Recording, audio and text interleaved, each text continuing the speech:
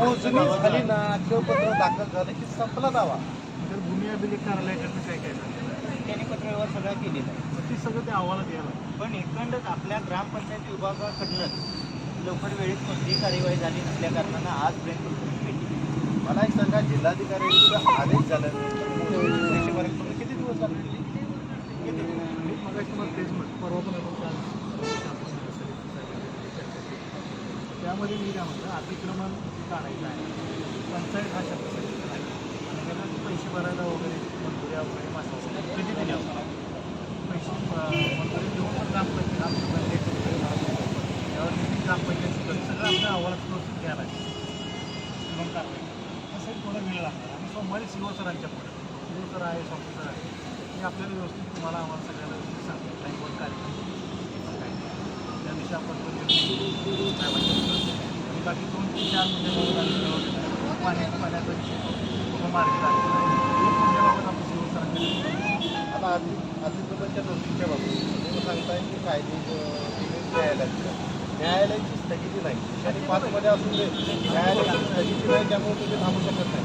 एक लक्षात घ्या, आज इथं कारवाई सुरू झाली आहे म्हणजे दुपारी तुमची ऑर्डर आल्यानंतर तुम्ही बंद करा, पण तोपर्यंत सुद्धा जोपर्यंत न्यायालयाचा आदेश तुमच्या हातात पडत नाही तोपर्यंत तुम्ही कार्यवाही थांबू शकत नाही. आपल्या मागे तुम्ही न्यायालयात गेले म्हणून फक्त कारवाई करा दिलीच आपण जरी न्यायालयात स्थगिती असेल तर आपल्याला कारवाई करता येईल. क्रमांक 2 तोच आहे मला तिसरी नोटीस साठी काढतात. स्थगिती आहे का नाही आपण तुम्हाला पत्र दिलेलं व्हिडिओ सरांनी ग्रामपंचायतीचे न्यायालयात स्थगिती असं कारवाई करा म्हटलं स्थगिती आहे का नाही सोमवारी अर्ज देतो त्यावेळेच्या अंतिम तसेच मागणी केली आणि त्या मासिक भेटीला विषय करून तरी कारवाई आमचं मत काय, तुम्ही एक वेळ सांगता की सरपंचांनी आता मला एक सांगा, आता विषय विषय ग्रामसेवक कशासाठी तिथे केलं आहे? जनतेचं प्रश्न या पद्धतीनं अडवणूक केलं तर जनतेचे होईल. त्यावेळी शासकीय कर्मचारी तिथं पाहिजे जो या अशा लोकांचं ऐकून घेईल आणि त्यावर निश्चितपणाने जी काही योग्य कायदेशीर कार्यवाही करत. आम्ही असं म्हटलं तर तुम्हाला आजही मी माझ्या मुद्द्यावर ठाम आहे की मी कुठल्या बाजूनं काम करावं हे आज मी सांगत नाही. पण मला त्या ग्रामसेवकांचं पारदर्शक काम पाहिजे की जिथं तुम्ही एका बाजूनं काम करता स्पष्ट दिसते ते नाही, आता जी बांधकामं चालू आहे आता चिंचवड्याचं पण बांधकाम चालू आहे ती व्यक्ती न्यायालयात जाईल. न्यायालयानं स्थगिती दिल्यानंतर तुमचं काम थांबवून दे सगळं, पण जोपर्यंत स्थगिती नाही तोपर्यंत त्याच्यावर कारवाई का तुम्ही दाखवता बरं. या अतिक्रमणच्या बाबतीत तुम्हाला सांगतो, हा तक्रार अर्ज आहे त्या अगोदर 1 महिना असतो. 1 महिन्यापूर्वी ह्याच ग्रामसेवक मॅडम एका गरिबाचं अतिक्रमण काढलं. गरीब समाजातल्या एका व्यक्तीचं अतिक्रमण काढलं. ते का काढलं होतं तुम्ही? ते कसं 8 दिवसात कार्यवाही झाली तुमची तक्रार अर्ज दाखल झाल्यामुळे आणि इथं 8 महिने झालं तुमचं पान आलं नाही, नोटीस निघत नाही 8 महिन्यात आणि 8 दिवसात तुम्ही गरिबाचं अतिक्रमण काढता. ह्या मॅडमचं हे वागणं योग्य आहे? हे सांगा ना, का आम्हाला राग येऊ नये त्यांचा? त्यांच्या या दुटप्पी वागण्यामुळंच हे आम्ही त्याच्यावर रोष आहे. लक्षात घ्या, तुम्ही गरिबाला एक न्याय आणि श्रीमंताला एक न्याय करत असाल तर ते आम्ही मान्य करणार. ग्रामपंचायत सदस्य म्हणजे ग्रामपंचायत सरपंच असेल गव्हर्नमेंटच्या ज्या प्रॉपर्टी आहेत त्याचं रक्षण करायचं जबाबदारी ही निव्वळ सरपंच म्हणून चालणार नाही. सरपंचांना अधिकाराने येणे आपलं प्रशासकीय अधिकाऱ्यांचं कर्तव्य. अहो, ते अधिकाराचा गैरवापर करणार म्हणून तर प्रशासकीय अधिकारी प्रत्येक गावात दिलाय ना. जनतेची भूमिका मांडण्यासाठी जनतेला न्याय देण्यासाठी. आज रोजी 53 ची नोटीस लागू झालेली असते. 53 ची नोटीस लागू झालेली असताना आज रोजी बांधकाम चालू आहे संबंधिताचं. 53 ची लागू केली आहे परवा, पण बांधकाम आहे तसं चालू आहे अजून. म्हणजे काय तिथं काय राहिलंच काय?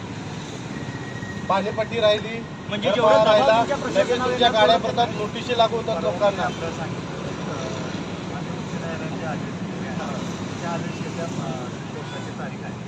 माननीय न्यायाधीश साहेबांच्या निर्देशनात ग्रामपंचायतच्या नावावर न्यायालयात तुम्ही काय भूमिका मांडायची बाजू मांडायची हा वेगळा विषय, पण जोपर्यंत न्यायालयाची स्थगिती मिळत नाही तोपर्यंत असं जे प्रकरण सांगतो आमच्या गावात कुठेतरी वाकऱ्याच्या रोडवर त्या रस्त्याच्या बाबतीत आज दुपारी स्टे ऑर्डर मिळते म्हटल्यानंतर सकाळी 6 वाजल्यापासून काम करून 12 वाजेपर्यंत काम पूर्ण करून घेतलं. 2 वाजता ऑर्डर मिळाला स्टे ऑर्डर म्हणजे कधीपर्यंत कोर्टात दाखल करून स्टे मिळणार आहे दुपारी, पण सकाळी काम केलं. सुपारीची ऑर्डर होणार आहे म्हटल्यानंतर एवढ्या शेवटच्या स्टेजपर्यंत तुम्ही करू शकता हे, पण तुम्हाला करायचंच नाही. आज या प्रकरणामध्ये साहेब मी आता तुम्हाला बोलतो, चिंचवड्याच्या प्रकरणामध्ये आता आलेला रिपोर्ट आम्हाला कलेक्टर ऑफिसमधून समजलेली बातमी. आमदार प्रतिनिधी लोकप्रतिनिधी यामध्ये उतरले आणि तुमच्यावर आज रोजी तो सुद्धा दबाव आहे. त्या दबावापोटी तुम्ही त्याचं बांधकाम अजून थांबवलेलं नाही असा स्पष्ट माझा आरोप आहे. लेखी दिलंय तुम्ही, पण तिथं बांधकाम हे थांबलेलं नाही. कागदी घोडे मी म्हणतो ज्याच्यात आहे ना त्याच्या जमिनीत आहे करायला हरकत नाही, आमचं ऑब्जेक्शनच नाही. पण गव्हर्नमेंट प्रॉपर्टीज असेल तर थांबवण्याची जबाबदारी कुणाची? प्रत्येक वेळी आम्ही मानवणी सुऱ्या घ्यायच्या का? आणि आम्ही गव्हर्नमेंट प्रॉपर्टी चोरीला जायला लागल्या म्हणून जर आम्ही तुमच्याकडे जर यायचं आणि आमचं जीव गमावायचं तर तुम्हाला पगार कशासाठी द्यायचा? नाही, तो मोजणी ती विहिरीची चौकशी, तो भाग वेगळाच आहे. तो भाग वेगळा आहे. यात सांगा ना, जिल्हाधिकाऱ्यांनी न्यायालय स्थगित असताना सुद्धा मोजणीचे आदेश दिले. का दिले? त्यांना काही ज्ञान नाही का त्या कायद्याचं? आणि तुम्ही फक्त कोर्टात गेलं म्हटल्यानंतर तुमची कारवाई थांबवत आहे. न्यायालय स्थगिती असताना सुद्धा मोजणीचे आदेश दिले तोच निर्णय जिल्हाधिकाऱ्यांनी आम्हाला तेच विषय तोच होईना. तुमच्याकडून. तुम्ही जाणीव करून पाठीची करायचं काम करायला लागला, यात वेळ मारायची तुमचं सगळं प्रशासन. आणि आम्ही वेटीस धरतोय म्हणून सांगताय. काय वेटीस धरले आम्ही तुम्हाला सांगा? ते 4 मुद्द्यावरती कारवाईचा फक्त जो एक पहिला विषय हा मोठा विषय असल्यामुळे त्याला पुरावे चौकशी जबाबदार कोण आहे त्याला किती कालावधीसाठी डिले केला ही सगळं डिटेल आपल्याला करायला लागणार. ही चौकशी तुमची किती दिवसात पूर्ण होणार आहे यासाठी मला आपण सीओ सरांच्याकडे सर आपण जास्त मोठे स्वतःची संस्थांना असा सांगितलं आहे आणि यांना टाईमवर कार्यक्रम पाहिजे किती दिवसात कोणकोणतं किती दिवसात करायची करायच्या किती चौकशी करायची अहवाल किती दिवसात सर्वसंबंध आपण आपला जाधव साहेब असे मीटिंग घेऊ आणि तिथं टाईमवर आपण कार्यक्रम तिन्ही ग्रामसेवक आणि पदाधिकारी समोरासमोर जे करायला लागला असेल केला असेल त्याला विरोध केला असेल तर आपण सगळं बघून सरांच्या सोमवारी आपण सोमवारी तारीख घेऊ साहेब त्यासारखं सरांच्या पुढं आपण ते आम्हाला पाहिजे. दुसरी होणार त्या दिवशी सरांची वस्तू आणि आपण त्या दिवशी समोर किती दिवसात कोण करायचं उत्तराधिकारी किती दिवसात चौकशी करायची किती दिवसांना किती दिवस अहवाल द्यायचा आणि किती दिवसात पुढची कारवाई करायची असं मी सगळं ठरवतो. माझे जिल्हा परिषदेच्या वतीनं सर्व सरांच्या वतीनं आपण सोमवारी सरांना सगळी आणि तारीख सगळ्या अधिकाऱ्यांना संबंधित पदाधिकारी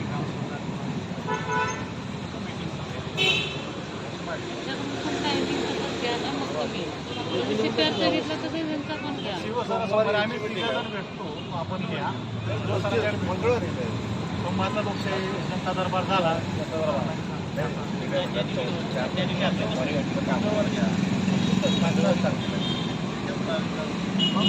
मंगळवारी करू सकाळी तुम्ही सांगा ती टायमिंग येणार आहे तिथं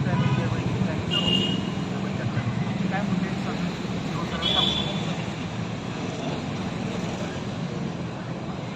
काय करायचं या संदर्भात आम्हाला पत्र मीटिंग कारण म्हणजे आम्हाला डिपार्टमेंटच्या सगळ्या अधिकाऱ्यांना हातात नाही सोमवारी म्हणजे तारीख पहिला मोजणी आहे त्या गटाची सोमवारी पाहिजे.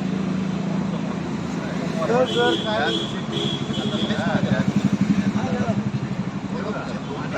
आपण स्वतः तुम्ही असणार आहे घरं दाखवली पाहिजे. त्या दिवशी घरं दाखवायला तुमच्या कर्मचाऱ्यांनी असं म्हणतो दाखवले असं आपण लेखी पत्र दिले आणि त्याला सांगितलं की शूटिंग पण करायचं आपण होतो इतर विभागाचे अधिकारी म्हणत असतात आमचा हा विरोध दाखवला नाही शूटिंग करते आपण समोर बोलतो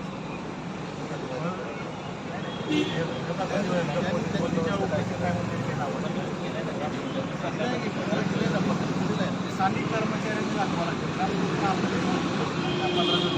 त्यांना हे सगळं ही माहिती पवार साहेब जाधव साहेब वगैरे सांगितलं ग्रामपंचायत स्थानिक कर्मचारी पोलीस पाटील असेल कोतवाल असेल त्यांना उपस्थित राहणे सगळं माहिती आहे आपल्याला दाखवणार नाही. मी असणार आहे गेला गावात कोणाला विचारलं तर कोण पण सांगत नाही, पण काय होतं एक तक्रारमध्ये माझ्या कचेरीमध्ये आहे ग्रामसभा खरोखर काय झालं होतं तिथे तोड करायची आणि नवीन ग्रामसेवक साताऱ्यामध्ये भावाच्या मनावर कोणी वाटलं तसं असं बघू शकते त्यावेळेला आनंद करायची त्याची प्रॉपर्टी गावात त्या प्रमाणात चेक करायला कळतंय ना की मागचा नंबर कुठला प्रॉपर्टी कार्डचा नंबर जमलिंग वजन होतं आणि आमचं काय फेरफार होतं फेरफार आणि नंबर पुढं वगैरे फेरफार घेतल्या 4 वर्षानंतर हे आमच्याकडे खोटं तक्रारदार आहेत ते दाखवतील ना तुम्हाला. तुम्ही दाखवा की ते. लोकांनी दाखवा दाखवा तुमची तक्रारदाराने घर दाखवत तर चालले का नाही? तुम्ही आता आमचे कर्मचारी दाखवत असे वाटत करेक्ट करा काही चुकीच दाखवा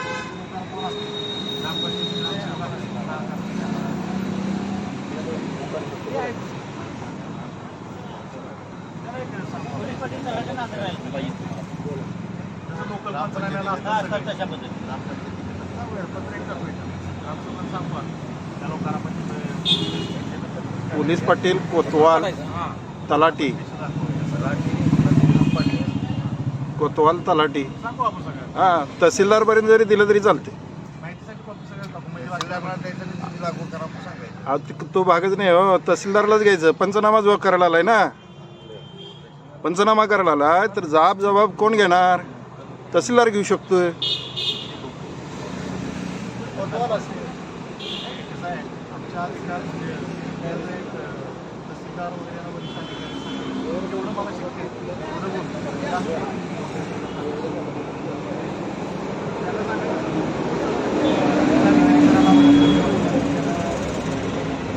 त्याला आपलं नियोजन टाका मोजणी पाहिजे अहो त्यांनाच कळणं झालं चेर लागलेत काय म्हणायला माहिती आहेत का साहेब काय म्हणाले माहिती कृषीला तुम्हीच पुढं व्हायचं म्हणजे काय त्यांना काय गावठा नंबर माहिती नाही का घर नंबर माहिती नाही असं. त्यांनी खाली ग्रामसेवकांना ठेवलेला आहे ते 2 गट केले तेव्हा त्यांनी दाखवलंच ना ती दाखवली की मग तो गट दाखवायला काय प्रॉब्लेम आहे त्या ग्रामसेवक ग्रामपंचायत दाखवा ना एक पत्र काढले मी कालच काढलं कायदे सुधारित आणखी सूचना देतो आपण आता बोलतात त्याप्रमाणे काय वाद व्हायची शक्यता असते हो साहेब पोलीस तक्रार गेला का नाही वाद व्हायची शक्यता असते म्हणून तिथं कोण नको जाऊ दे ना हां त्या ग्रामसेवक कर्मचारी दाखवायचा ना ज्यांना मी आता सांगतो की त्यांनी आधी माहिती करून टाकलं ग्रामसेवक कर्मचारी म्हणण्यापेक्षा तुम्ही आज सांगण्यापेक्षा अगोदर सांगा पोलीस पाटील हां आणखी कुणाला नाही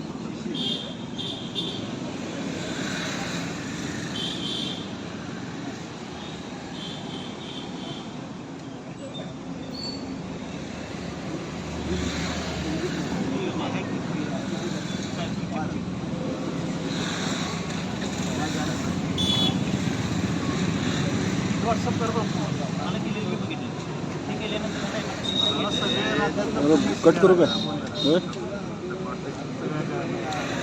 होय? कट करत नाही.